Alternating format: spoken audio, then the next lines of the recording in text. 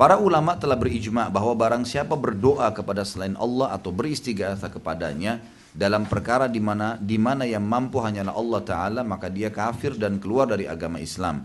Ibnu Taimiyah berkata, barang siapa menjadikan para malaikat dan para nabi sebagai perantara, di mana dia berdoa kepada mereka, bertawakal kepada mereka, meminta mereka mewujudkan manfaat, menolak mudarat seperti meminta ampunan dosa-dosa, petunjuk kepada hati, kemudahan dari kesulitan, kecukupan dari kemiskinan, maka mereka kafir berdasarkan ijma' kaum muslimin. Gitu ya.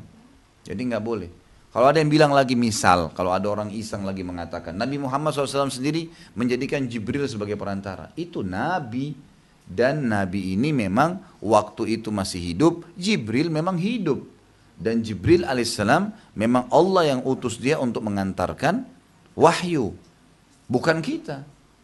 Karena ini banyak sekarang ya, banyak sekali orang sekarang mengatakan dia juga bertemu Jibril, dia juga bertemu dengan malaikat ini, malaikat itu, ruhnya Nabi ini, ruhnya Nabi itu. Ini semua khurafat, dikarang-karang. Ini harus bertakwa kepada Allah SWT, nggak boleh. Ini pertanggungjawabannya berat hari kiamat nih, luar biasa ini. Saya dapat berita ada satu keluarga mu'allaf baru masuk Islam di Jakarta. Kebetulan setelah dia masuk Islam ada tetangganya orang yang buat kemusyrikan nih. Kemudian dia dengar tetangganya masuk Islam. Dia ingin tunjukkan dia punya andil, padahal bukan masuk Islam di tangan dia gitu. Malam-malam tiba-tiba dia ketuk rumah tetangganya bangun Pak, dibangunin satu keluarga. Kemudian kenapa? Buka semua jendela, buka semua pintu. Kalian baru masuk Islam kan? Iya, buka semua, disuruh buka semua. Mereka karena mu'allaf nggak ngerti baru masuk Islam tadi, malamnya disuruh bangunin jam 2, jam 3 malam, suruh buka semua jendela dan pintu. Setelah itu ditanya sama yang punya rumah, kenapa ini, ada apa? Ya ini sekarang malam ini ruhnya Syekh Abdul Qadir Jailani, ruhnya si fulan akan datang menyambut dan mengucapkan kalimat selamat buat kalian. Dari mana ini? Dari mana ini? Nabi Muhammad SAW tidak pernah bilang, buka pintu kalian, ruhnya Nabi Ibrahim datang. Bukankah Nabi Ibrahim dibunuh daripada Syekh Abdul Qadir rahimahullah? Syekh Abdul Qadir ini orang soleh ya. Ini pengikut mazhab Hanafiyah. Tapi disalahgunakan oleh orang-orang karena kesolehannya disalahgunakan. Mirip seperti kaumnya Nabi Nuh. Kata Nabi SAW dalam hadis Bukhari yang panjang, waktu Nuh alaihissalam sudah meninggal dan sahabat-sahabatnya meninggal. Kalau kayak kita, Nabi sahabat sudah meninggal, generasi tabi'innya.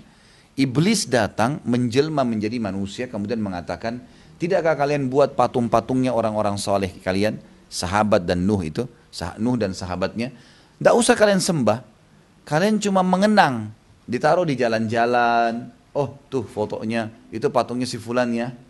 Seperti kalau kita sekarang dari patungnya Jenderal Sudirman, patungnya untuk mengenang, dibuat patung-patung itu. Awalnya di kisah kemusyrikan kaum Nabi Nuh seperti itu. Nih buatin nih patung-patung seperti itu.